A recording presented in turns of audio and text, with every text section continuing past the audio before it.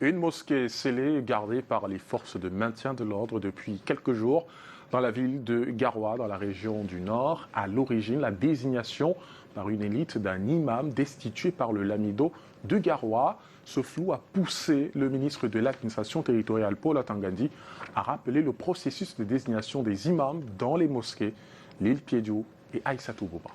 Masjid l'imam Abbassi, la mosquée au cœur d'une polémique dans la ville de Garoua.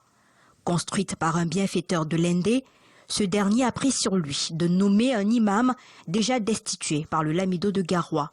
Selon les dignitaires musulmans, cette nomination est inacceptable.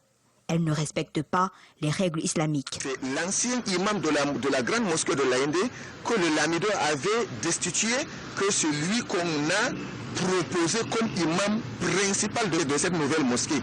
Ça là, c'est pour semer les désordres.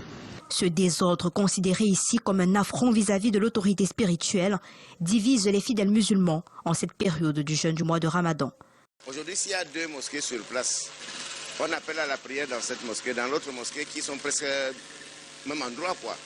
Vous allez voir que c'est une façon de diviser les musulmans. Or que l'islam est là pour réunir les gens. Plusieurs mosquées sont construites dans la région du Nord par des élites et autres bienfaiteurs pour la communauté.